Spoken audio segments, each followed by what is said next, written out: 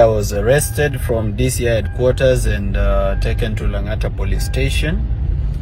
From Langata police station, I was moved to Kibra. I want to thank all those who came for me and who fought with me. Wakili Cliff Ombeta, Wakili Solunka Pareno, Wakili Wanja. I also want to appreciate all TikTokers that came. I want to appreciate every single one of you that came to support me. Lakini sasa there's something I noticed. I was being arrested on a day when something big is happening in the country, so that either they divert attention from what is happening, or because something big is happening, everybody's attention will be in parliament for the impeachment, and therefore they can do whatever they want because my followers will not be focused. Now there's something I want to say. Bana mimi nimepigana. I have fought. I have the scars. I've tried and I'm continuing to try, and astaki ku give up, and I'm not going to give up. I'm requesting all Kenyans to kindly permit me to go on a small break tu ya siku mbili tatu tu ya kwenda tu ku rest, so that I think of a new strategy. I'm not going on holiday in Mombasa or Diani so that museme ile pesa tulichanga menda na holiday. No, I'll be in the office doing strategy. But there's one thing I've realized and I want to say. On Twitter, that is on X, I have 260,000 followers. On TikTok, I have 600,000 followers. But the people that came to support me yesterday are about 30 people. So where were the rest of these people? Okay, kuna wenye of course they are not within Nairobi and it was happening in Nairobi, na kuna wenye maybe wako na strict employers, walikuwa job, na kuna wenye wako ngambo. But I don't expect kwamba nilikuwa nafaa kukosa watu kama 200 or 300 to stand with me. So kazi isikuange tu ati mna like content yangu, mna comment on the work that I do, but siku yenye ngori imenishika ama niko kwa shida, you don't show up for me. Because if you don't show up for me, how will I show up for you? If you don't fight for me, how will I stay alive to fight for you? Lazima mnishikilie na mimi ndo niweze kuwashikilia. Lazima mkufe na mimi ndio niweze kukufa na nyinyi. So msiniachilie hivyo tena. In fact, afadhali msinichangie for anything, but mkuwe present. Kunisupport na kunipea hiyo emotional support, na at least kuonyesha kwamba we support this boy. Now, whenever I say Rigathi Gachagua is corrupt and his impeachment is not a loss, people say you are a Ruto mole. When I say William Ruto is corrupt, this person should not continue holding power in Kenya, you people say I'm a Gachagua mole. So inamaanisha hakuna kitu nitafanya nikose critics, and that's okay. Even in the 2022 election, Ruto didn't get all the votes. He got 7 million votes, but there are 6 million people who voted for Raila. Yeah? So it means it's not everybody is going to believe in you. And I am not saying everybody should believe in me. All I'm saying is, please stop killing emerging leaders. Nimerealize, kwanza hiyo trend, hiyo tabia iko sana kwa X. Watu wa Facebook, hata kama watu wa Facebook na TikTok hawana shida sana. Watu wa X, kuna hiki tu mnaita deplatforming, where every leader that emerges, akifanya ka mistake kadogo hivi, you don't correct, you deplatform. So you kill all leaders to the enjoyment of corrupt people. So watu wako corrupt wana enjoy sana, because wanajua anybody who comes up, mtammaliza nyinyi wenyewe. So hakuna haja hata ajisumbue.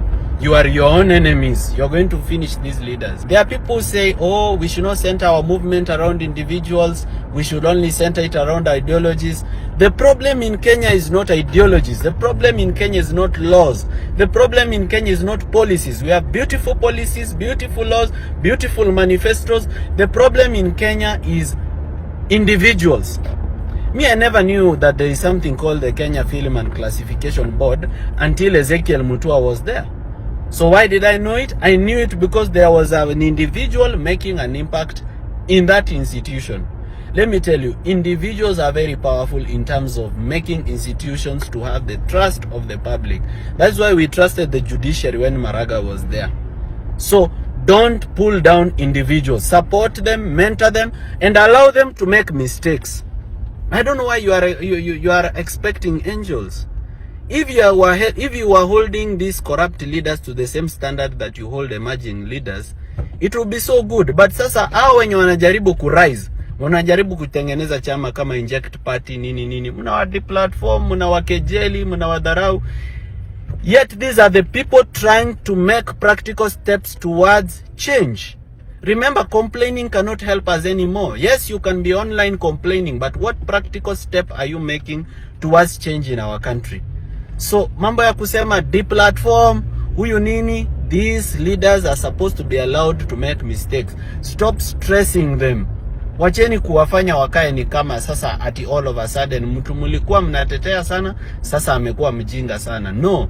Give them a chance to make mistakes, correct them, mentor them. We are in a process of mentoring leaders of integrity to take power in Kenya. Stop deplatforming everyone. Wape a chance. Sawa. And this problem I've seen it more so on X. Na mimi nataka kuambia watu wa X, I really enjoy a lot of support there and I'm happy for the people wenye wamenishikilia na wamepigana na mimi. Lakini wale wananiuzia uoga at we will deplatform you. You should know I was not born on X. I was born on TikTok. Na niko na fair, I can go home. So please, let us stick together. Let's fight together. Let's stop infighting. Let's stop fighting amongst ourselves. We are making these people happy. Hii impeachment ya Gachagua ikiisha, we need just one brave member of parliament. Just one to put an impeachment motion for William Ruto. Then after that, all Kenyans, we need to fall behind that person and we need to look for our MPs and force them to support that impeachment motion. And I want to tell you guys, by the way, William Ruto does not plan to have an election in 2027. It's not within his plan.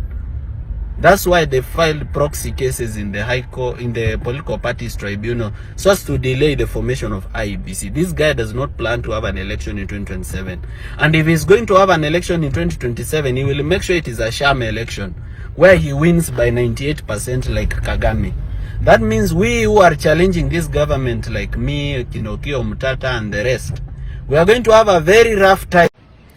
But the way I'm looking at it is that if we push for an impeachment of Gachagua alone, then it's going to blow back, because people in Mount Kenya are not seeing things the way we are seeing them. For us who demand accountability and good governance, some people in Mount Kenya, not all of them, are seeing this as a fight against a Kikuyu. They're saying ni mwizi lakini ni wetu. Kwa nini mnampiga yeye peke yake? Kwani yeye peke yake ndiye ameiba? That's how people are thinking in the villages. And I'm very sad that they are already thinking this wakati bado sijawafikia na civic education. But already that's what people are thinking. You can see even member of parliament who signed the impeachment motion, some of them are pulling back because the ground is becoming hostile for them. So Kenyans have not yet understood that, we stand for accountability, and that we want good governance, and that it doesn't matter mtu ameiba kama ni wakabila yako ama si wakabila yako. At the end of the day, hakuiba ili wewe usaidike, aliiba ili ajisaidie. The best way to do this, the best way to convince an old mama mwenye ako huko Geshagi, mwenye anasema Gachagua ni wetu, huyo ni mtoto wetu, achana na yeye, yet this person is being accused of very serious things, which is corruption. The only way to disarm that person is to say, let's impeach them both.